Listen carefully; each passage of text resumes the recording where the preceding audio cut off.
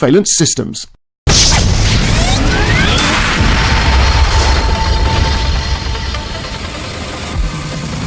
Hello and welcome to the circuit of Zandvoort for the fourth round of the Supercar Challenge powered by Pirelli. It's the first time this season that the GT classes have raced on Dutch soil after the first three rounds with the Belgian circuits of Spa and Zolder.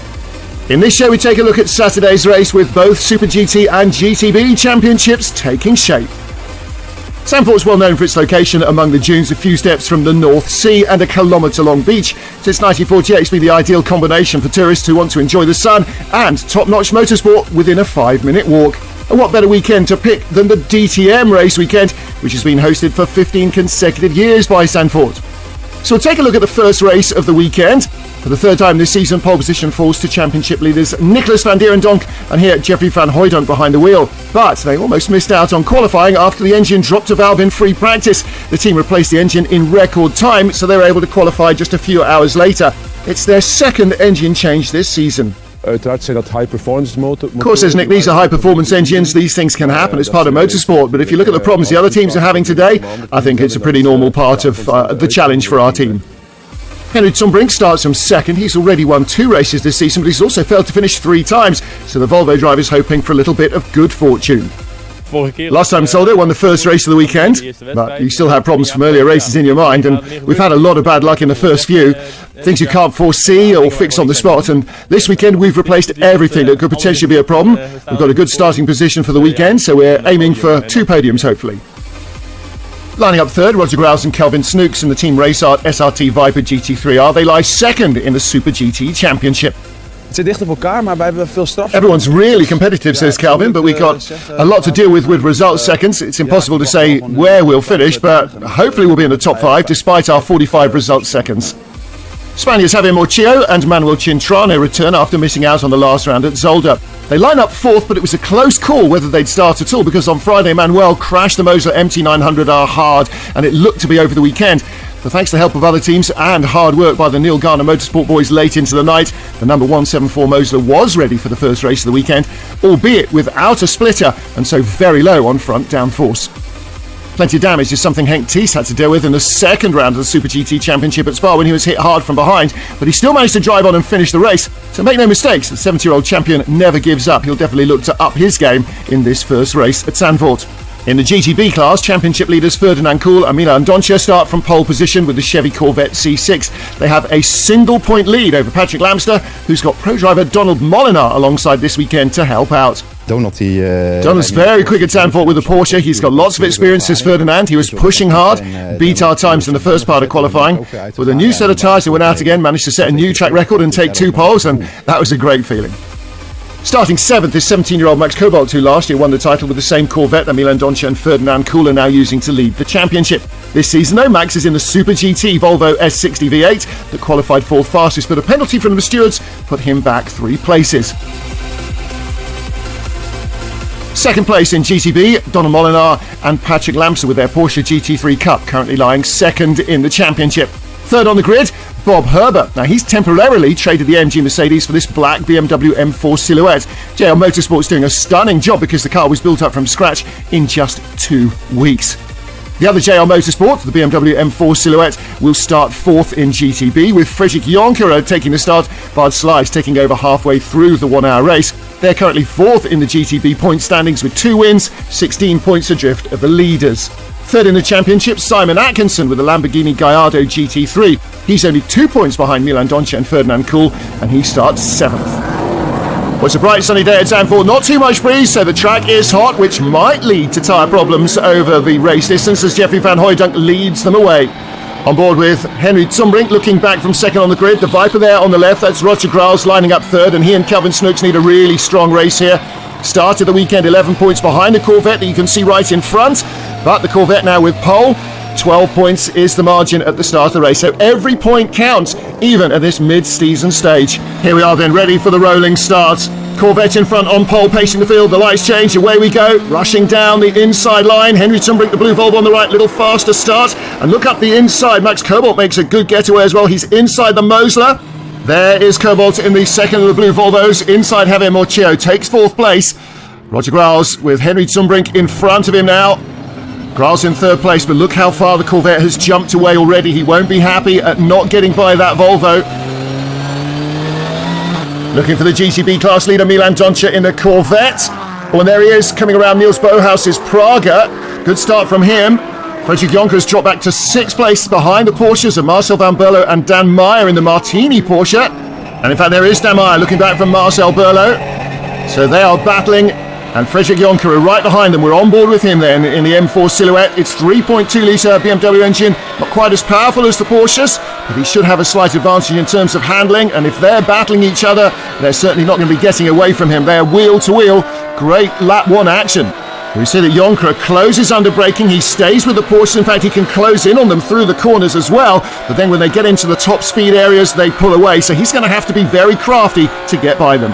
GTB leader is Milan Doncha in the Corvette there, ahead of the Phantom of Carlo Kaya, then Niels Bohaus in the Praga. Patrick Lamster second in his Porsche. Bob Herber third in his M4 Silhouette. And we're in 6th in the other JR Motorsport car. Frederick Jonker still chasing the Porsches of Marcel Van Berlo and Dan Meyer. And Meyer in the Martini colour car, giving Van Berlo a really tough time. There's your overall race leader, Jeffrey van Hooijdonk. Long way clear of Henry Zumbrink, Roger Grals in the Viper, then the second blue Volvo, Max Cobalt in 4th place. Javier Morchio, Henk Tace next up, and then Milan Doncha ahead of Carlo Kaya, Niels Bohaus, and Patrick Lamster under pressure from Bob Herber. Down the inside into Tarzan, almost contact there. Herber in the black Z4 Silhouette, and he's got Porsches everywhere. 1 in front and 2 behind, Marcel Van Berlo, and then the Martini car of Dan Meyer with Frederick Jonker as M4 Silhouette next up. The white and blue car and Herber on the inside, uses the grip he's got to get inside the Porsche. And Lamster now hung out to dry a little. Marcel Van Berlo trying to come the long way around the outside, and that might work for him. Now he goes left. Dan Meyer trying to squeeze his nose through. That's bad news for Patrick Lamster. He lost 2 places, nearly lost 3. And Meyer looking at having a go. Frederick Jonker, Simon Atkinson, the Lamborghini, and then Pierre-Etienne Bourdais in another Porsche. They're all queuing up. Lamster offline. It's so sandy offline here. His tyres aren't working for him. Through has gone Dan Meyer. Through goes Frederick Jonker. And Lamster desperately trying to get the door shut on somebody, anybody. Pierre-Etienne Bourdais got in front of Simon Atkinson's Lamborghini Gallardo. And Dan Meyer 1 spot further up the order now. He's attacking Marcel Van Berlo once more. This time it's for 3rd place in the GTB class. Looking back, there's the 4th place Porsche. Down the inside he comes. Oh, Meyer, 4 wheels on the dirt and on the curbs on the inside, and that's a problem there for Marcel Van Berlo. Little bobble from him. Through goes Frederick Jonker. It is all action in GTB as they get onto the straight. The order is totally different from the last lap. Milan Doncha still leads. Now Bob Herber's second, Dan Meyer third. Frederick Jonker up from 6th to 4th. And in 5th place, Marcel Van Berlo, who was 4th at the start of this lap. Behind him, a dreadful lap, I'm afraid, for Patrick Lamster. There is your race leader, though, Jeffrey van Hooijdonk, charging away at the front of the field. And he needs to, with 40 result seconds, he needs a big lead over this man, Henry Zumbrink, who's got 0. Max Cobalt, the 17-year-old, in 4th place. He's also racing the Blancpain Endurance Series for the WRT Audi team. And he's doing a good job duffing up the Race Art Viper. Calvin Snooks watching from the Race Art monitors there. Sees that Max Cobalt is very close. And with that battle racing for 3rd, Javier Morchio closing in a little bit in the motor despite the lack of front downforce without a splitter on that car. It'll be really skaty wide, and in fact he has. He's gone off at Skyflach. You really need the downforce there, especially when you're chasing guys in front, and he's been caught out. Lost a place to Henk Tace, down in 6th position.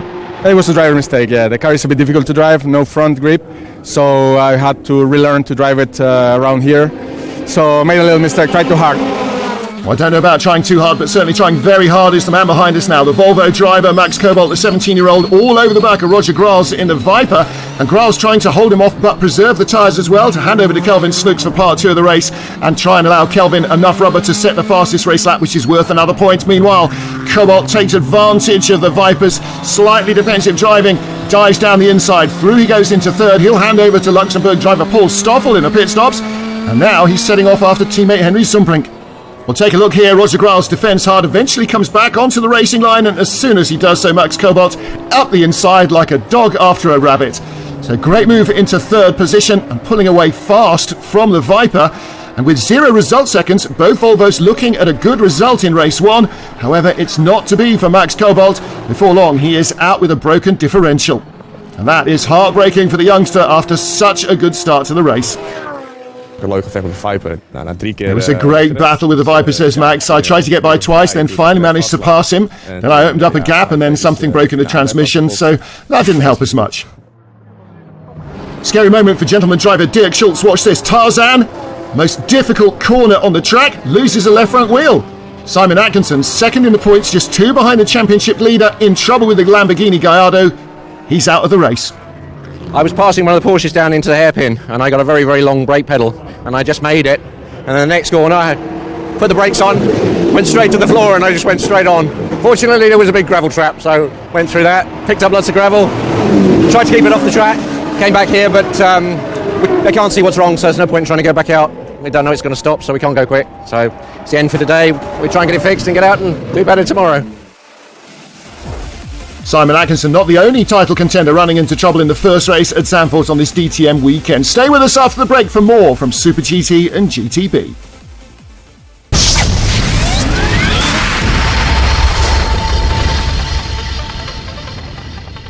The Supercar Challenge is powered by Pirelli, Syntix Innovative Lubricants, Autosportinsurance.com, and IDIS High Definition Surveillance Systems.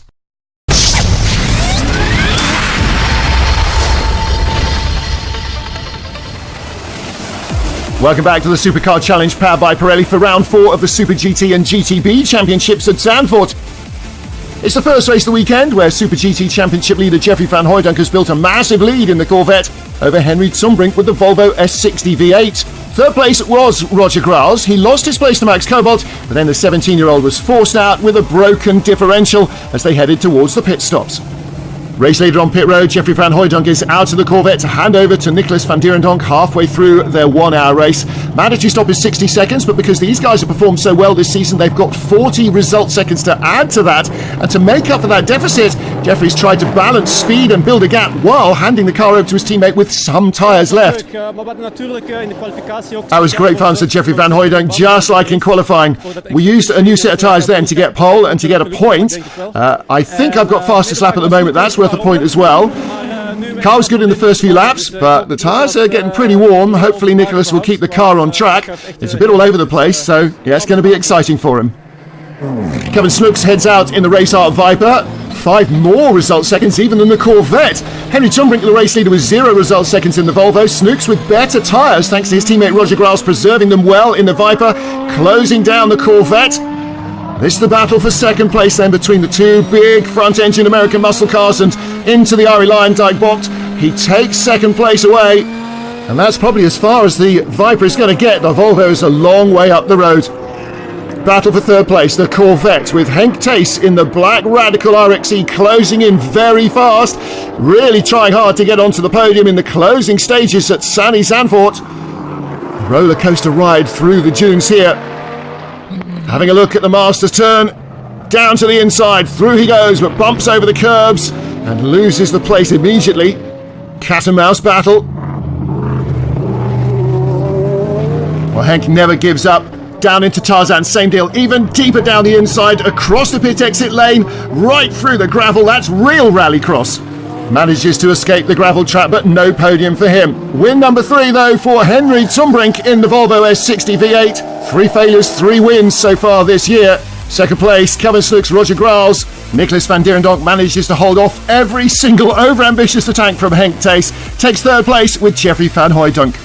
And after dropping out last time, victory here for Henry Zumbrink will come as a relief to the Volvo driver. Finally, it all came together. It was a good race, said Henry. Not easy because of the heat. The tyres wore quickly. The track was pretty low grip. I had a big advantage during the pit stops with no result seconds, so I knew I didn't have to push too fast in the first part of the race. That was different in the second. Kelvin Snooks was closing fast, but I managed to keep the lead and win it, so pretty happy.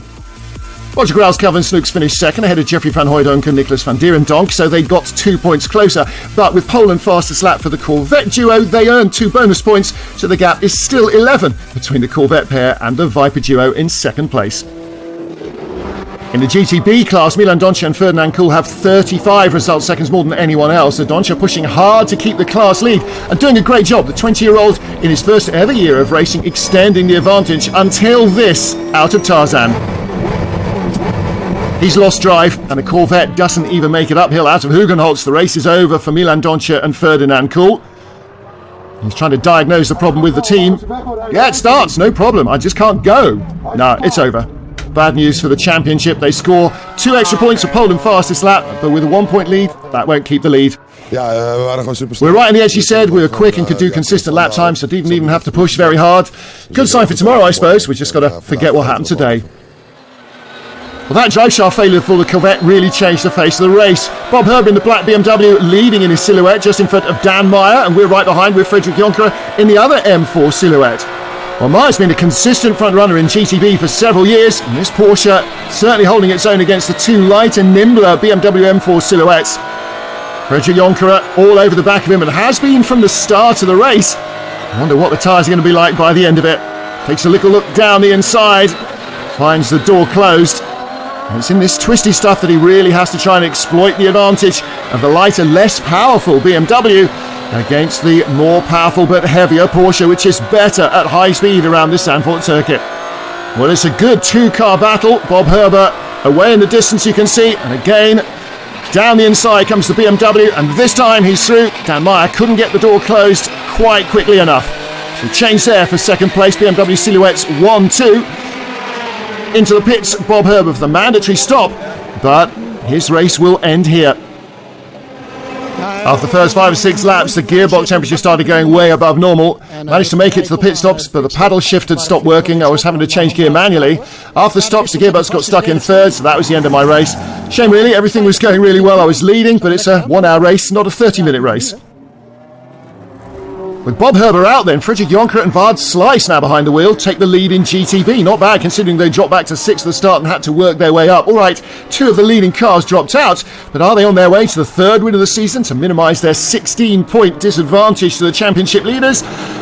No, in fact they can't. They are handed a drive-through penalty for speeding in the pit lane. And misfortune strikes our new leaders as well. Donald Molinar, who took over from Patrick Lamster, though, has to come back in. They had less result seconds and have moved up the order, but Molinar comes in with a flat left rear. The EMG Motorsport team work hard to replace the wheel as quickly as they can. Molinar loses the lead and drops back to 4th position. So what caused the puncture?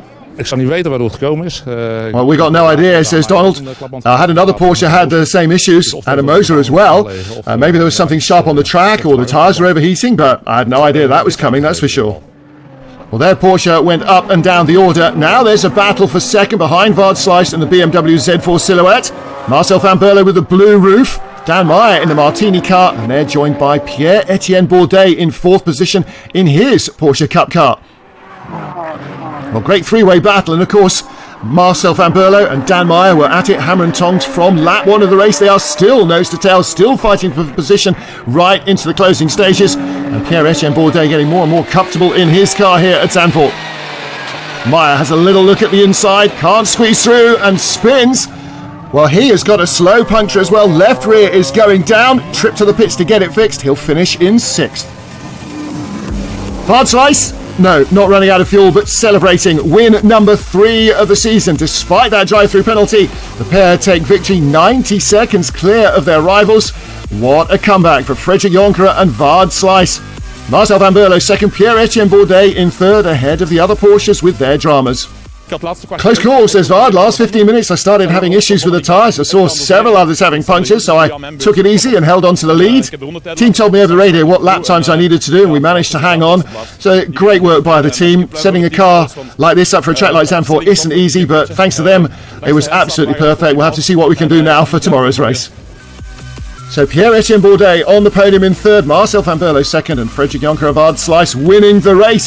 They started the weekend 16 points behind the championship leaders who dropped out. Patrick Lamster and Donald Molinar, who replaced regular Chris Coles, finished 4th. Enough points to retake the lead in the championship as Jonker and Slice go from 4th to 2nd, and the former championship leaders slip to 3rd. That's it for the first race of Super GT and GTB at Zandvoort. Next time out, race 2, with a chance for the title contenders perhaps to make up for their misfortune in race 1. We'll see you then. The Supercar Challenge is powered by Pirelli, Syntix Innovative Lubricants, Autosportinsurance.com, and IDIS High Definition Surveillance Systems.